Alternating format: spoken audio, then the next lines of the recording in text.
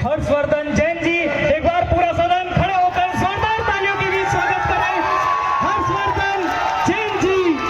आज जोधपुर में सीधी मारवाड़ी के इस लॉन्चिंग प्रोग्राम में आप तैयार हो? बहुत सारे लोग मुझे इसकी वजह से भी नहीं पहचान रहे क्योंकि मेरा आईडी प्रूफ इसके नीचे छिप गया भाई। 2 मिनट झलक दिखला देना। लो थोड़ा लो। देसी देसी ना बोला कर छोरी रे, इस देसी की फैली दुनिया छोरी रे। दिल से शुक्रिया, आपने इतना गर्मजोशी से मेरा स्वागत किया। मैं सबसे पहले धन्यवाद देना चाहूँगा कौशल्या चौधरी जी को, उनके पूरे परिवार को, जिन्होंने आज आप और हम लोगों को मिलवा दिया।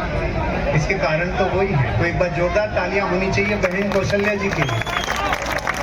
वाह, मैंने इनके वीडियो 2-3 साल पहले यूं ही ऑटोमेटिकली आगे देखना चालू किया। 1-2 बार देखा तो रिलेट किया। रिलेट इसलिए किया क्योंकि अपन की तासीर ऐसी है अपने की, तो दिल में ख्वाहिश थी कि कभी न कभी ये जो आज फर्श पे बैठ के खाना बना रहे हैं, एक दिन इस देश की करोड़ों महिलाएं और करोड़ों लोग इनसे प्रेरणा लेंगे कि जो इंसान अपनी संस्कृति को, अपने संस्कारों को, अपने जीवन के कर्तव्यों को निभाते हुए अगर इस लेवल तक पहुंच सकता है तो हम सब लोग उस लेवल तक पहुंच सकते हैं। मिलती है प्रेरणा। चलो, मुझे 2-3 बातें कहनी, 2-5 मिनट हैं जी सर। मैंने इनके जीवन को पिछले 2-3 दिनों में स्टडी किया। कौशल्या जी कब से शुरू हुए, कैसे अपने जीवन की यात्रा की, तो उस यात्रा से मुझे एक चीज समझ में आई। जिस इंसान ने अपने जीवन को गहरे अनुभव से सींचा हो और हर अनुभव को अपने जीवन पे अप्लाई किया हो और आगे का रास्ता बनाया हो, ऐसे इंसान का जीवन सफल है। दोबारा बोल रहा हूँ, ध्यान से सुनना। जितने युवा हैं, जितने हमारे बड़े बुजुर्ग हैं, जितनी माताएं बहनें, मेरी आवाज आ रही है पीछे तक? मैं दिख रहा हूँ ना? कुछ तो दिख रहा है? चिंता नहीं। जिस इंसान ने अपने जीवन के अनुभवों को याद रखा, हर अनुभव को आगे के लिए पदचिन्ह बनाया, आगे के लिए माइलस्टोन बनाते चला गया, वो इंसान उन अनुभवों से एक दिन एंटरप्रेन्योरशिप क्रिएट करता है, एक दिन बड़ा व्यापार खड़ा करता है और एक दिन लोगों के लिए बहुत बड़ी प्रेरणा का माध्यम बनता है। अनुभव बहुत जरूरी है भाई। अनुभव सबसे बड़ी ताकत है। हमें बचपन में स्कॉलास्टिक एजुकेशन मिली, थोड़ी आवाज कम करना भैया। हमें बचपन में जो शिक्षा मिली वो थी स्कूल वाली शिक्षा, स्कॉलास्टिक एजुकेशन। फिर थोड़े और बड़े होते हैं तो किसी को मिलती है प्रोफेशनल एजुकेशन और प्रोफेशनल लर्निंग्स। फिर थोड़ा और जीवन में किसी विशेष जगह पे ताकत लगते हैं तो फिर फाइनेंशियल लर्निंग्स। लेकिन इन सारी लर्निंग से ऊपर एक लर्निंग है जिसका नाम है एक्सपीरियंस लर्निंग, जो अनुभव से आती है। और अनुभव ऐसा ही है। एक बार एक बहुत पढ़ा लिखा आदमी नदी पार करने के लिए नाव में बैठा था, तो नाविक जो था वो बेचारा साधारण देसी आदमी था, हालात फटे पुराने थे और ये पढ़ा लिखा था। तो इसने देखा थोड़ा इससे पूछ लेते हैं, इसके ज्ञान को चेक कर लेते हैं। तो इसने पूछा, अरे भाई कभी ताजमहल देखा है कि नहीं? भाई साहब मैंने नहीं देखा। अरे तेरी 4 आने जिंदगी खराब। थोड़ी और नाव आगे गई, अरे तूने कभी कुतुब मीनार देखा है? भाई साहब मैंने नहीं देखा। तेरी 8 आने जिंदगी खराब। थोड़ा और आगे गए, अरे लाल किला तो देखा होगा? वो भी नहीं देखा भाई साहब। तेरी 12 आने जिंदगी खराब। नदी थोड़ी और तेज बहने लगी, थोड़ा हिलाव आने लगा, तूफान आने लगा। अब की बार नाव हिलने लगी, डुलने लगी। तो अब की बार इस फटे वाले ने पूछा, अरे भाई साहब तैरना आता है कि नहीं आता? तो तेरी 16 आने खराब।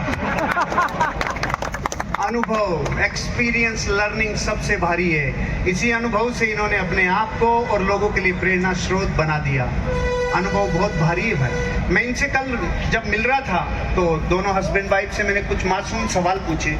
मैंने इनसे पूछा कि आपकी जितनी चक्कियों में मसाले पिस रहे हैं, ये कितने आरपीएम पे घूम रही है? इन्होंने आंखें फैला के, पुतलियां फैला के बोला, ओह आपको ये भी पता है? मैंने कहा बताओ तो सही कि 30 आरपीएम पे। और मैंने कहा भैया हमारी दादी, हमारी नानी, हमारी माँ जिस आरपीएम पे मसालों को और अनाजों को पीसती थी, मतलब भारत का कोई भी आदमी अगर चक्की को हाथ से चलाए तो उतने ही आरपीएम पे पीसती है जितने पे ये मसाले पीस रहे हैं। मतलब जो चीज खाने वाली हो और शरीर में जा रही हो और अगर वो गर्म नहीं है, हीट नहीं है, तो समझ लो उसके पूरे माइक्रो न्यूट्रिएंट सलामत हैं। फिर मैं रिलेट इसलिए कर गया, मेरे घर में खुद के चक्की है, वो उतने ही आरपीएम पे पीसती है। मतलब 1 किलो आटा पीसने में लगभग 1-1.5 घंटा लग जाता है। तो सारे लोग कहते हैं भैया 2 मिनट का काम 1-1.5 घंटे में।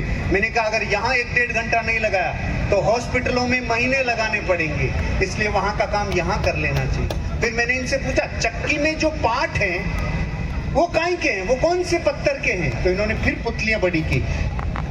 पार्ट कौन से हो सकते हैं? मैंने कहा 2 तरीके होते हैं, कि एमरी का पत्थर होता है जो इंसान बनाता है, जिसमें जो एसेंस यूज किया जाता है वो थोड़ा अभक्ष्य होता है, अशुद्ध होता है। इन्होंने कहा नहीं, पत्थरों से बनवाए हैं, ओरिजिनल पत्थरों से बनवाए हैं।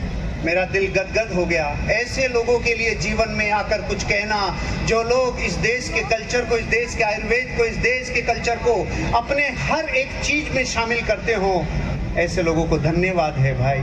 और एक चीज और कहना चाहता हूँ, हमेशा जीवन में वो काम जरूर करना चाहिए, आजीविका जिस भी काम से चले, लेकिन वो काम जरूर करो जो सोसाइटी के ऊपर इम्पैक्ट करे, जो समाज को प्रभावित करे।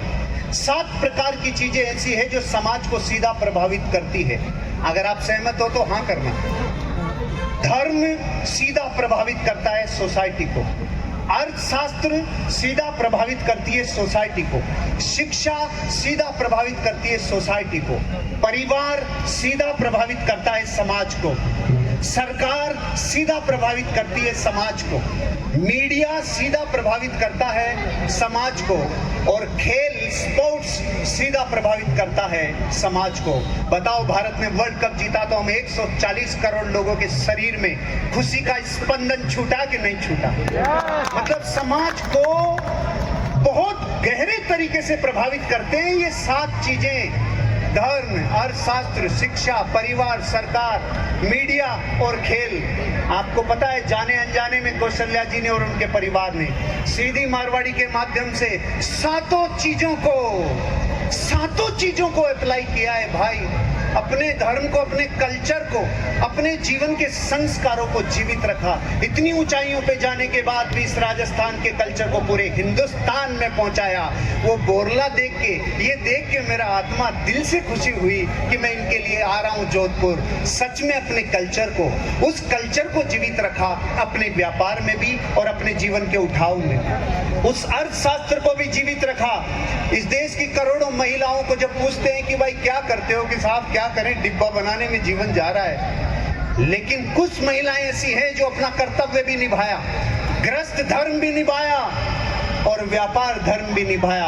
देश को मजबूत करने के लिए भारत के लोगों को प्रकृति से जुड़े हुए चीजें पहुंचाना शुरू किया और अर्थशास्त्र को भी जीवित रखा, शिक्षा को भी जीवित रखा। मैं इनका कल परसों एक वीडियो देख रहा था जहां ये समाज में जाते हैं और कहते हैं कि हमें अपनी बेटियों को पढ़ाना चाहिए, शिक्षा का प्रसार करना चाहिए, फिर ये ऑटोमेटिकली अपने जीवन में ग्रो कर जाएंगी। शिक्षा को भी जीवित रखा, अर्थशास्त्र को, धर्म को जीवित रखा, परिवार को जीवित रखा। अभी दोनों बेटियों से मिला, परिवार से मिला। इनके वीडियो में देखा दादेर सासू भी हैं अभी तक। अरे भगवान, जिनके ऊपर पूरी 4 पीढ़ियों का कनेक्शन, बॉन्डिंग और संबंधों को जो जीवित रख सके, ऐसे लोगों को हमें आशीर्वाद देना चाहिए कि नहीं देना चाहिए? आवाज में दम नहीं है, देना चाहिए कि नहीं?